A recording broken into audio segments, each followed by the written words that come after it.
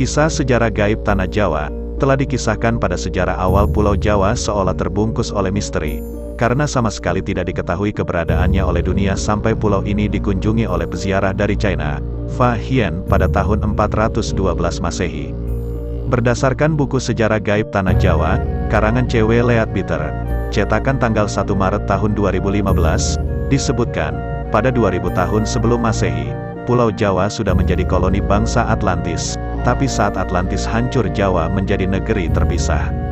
Nah, di saat masih dikuasai oleh bangsa Atlantis inilah ajaran gaib hitam dan sesat mulai diajarkan kepada penduduk yang tinggal di Pulau Jawa ini, sehingga pengaruh aliran sesat itu kemudian semakin kuat dan merusak tatanan kehidupan yang ada saat itu. Mereka memuja dewa yang kejam yang selalu meminta persembahan manusia dan hidup di bawah bayang-bayang tirani tanpa kesempatan untuk melepaskan diri. Pada zaman itu, mereka diperintah oleh raja yang merangkap imam agung dari aliran hitam itu. Di antara raja ini ada seorang yang sungguh fanatik dalam kepercayaan aliran hitam itu. Sang raja memiliki keyakinan bahwa hanya dengan menjalankan praktik kepercayaan yang mengorbankan darah setiap hari, wilayahnya dapat diselamatkan dari kehancuran. Hal ini didasari keyakinan bahwa dewa-dewa ganas dan haus darahlah yang memegang kendali atas Pulau Jawa pada saat itu. Para dewa telah membuktikan kekuatan dahsyatnya dengan letusan gunung berapi berulang-ulang dan bencana-bencana alam lainnya.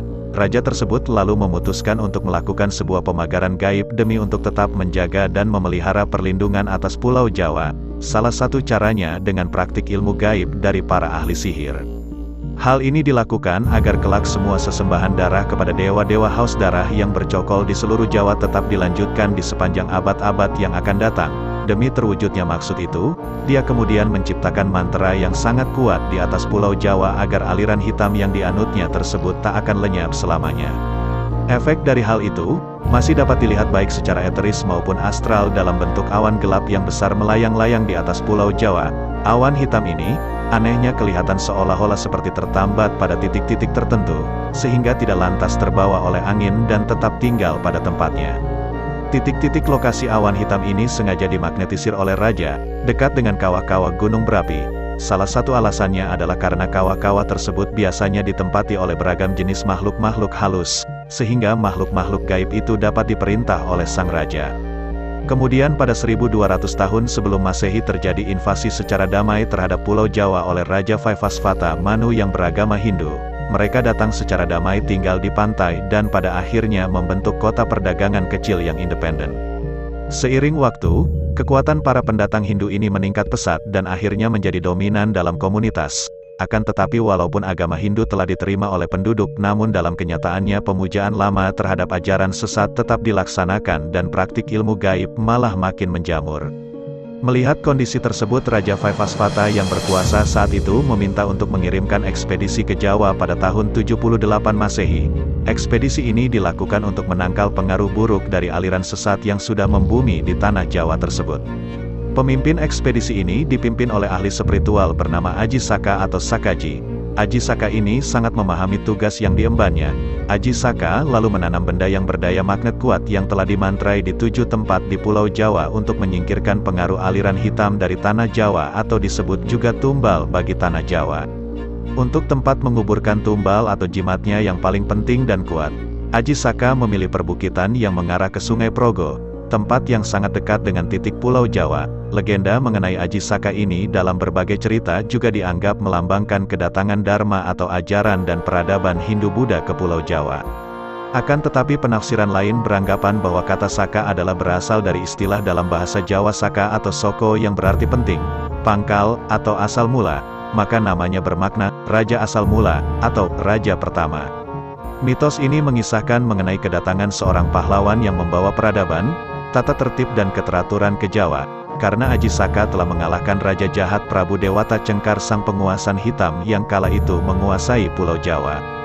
Legenda ini juga menyebutkan bahwa Aji Saka adalah pencipta tarikh tahun Saka, atau setidak-tidaknya raja pertama yang menerapkan sistem kalender Hindu di Jawa. Tumbal Aji Saka untuk menangkal kekuatan hitam pun bertahan hingga beratus-ratus tahun kemudian, hingga sampai pada keadaan di mana jin kembali berkuasa, hujan darah di mana-mana, bencana merajalela. Pada masa ini berkembanglah beberapa aliran ilmu gaib di Pulau Jawa, diantaranya kejawen, klinik dan kebatinan, Lalu pada awal abad 13 datanglah Syekh Subakir, seorang ulama yang dikirim Kesultanan Turki Utsmaniyah ke Tanah Jawa. Syekh Subakir adalah seorang ulama besar yang dikirim untuk menumbal Tanah Jawa dari pengaruh negatif makhluk halus saat awal penyebaran ajaran Islam di Nusantara. Karena Syekh Subakir mengetahui kondisi Pulau Jawa banyak dipengaruhi unsur gaib yang sangat mengganggu. Lalu, Syekh Subakir membawa batu hitam dari Arab yang telah dirajah. Kemudian dengan karomah yang dimilikinya, batu hitam dengan nama Raja Aji Kalacakra tersebut dipasang di tengah-tengah Tanah Jawa, yaitu di puncak Gunung Tidar, Magelang. Karena, Gunung Tidar dipercayai sebagai titik sentral atau pakunya Tanah Jawa. Hasilnya kekuatan gaib yang mengganggu di Pulau Jawa dapat dihalau. Pada masa ini ilmu kebatinan berkembang lagi menjadi beberapa cabang, yaitu ketabiban, kawaskitaan, kesaktian, kanuragan, kekebalan, pengasihan, termasuk juga tenaga dalam. Kemudian sepeninggalan Syekh Subakir, pemagaran gaib terhadap pengaruh negatif dilanjutkan oleh para wali songo. Para wali ini mengajarkan ajaran Islam. Salah satu di antaranya yang terkenal yaitu Sunan Kalijaga. Demikian sejarah gaib Tanah Jawa, yang dirangkum dari beberapa sumber. Semoga bermanfaat.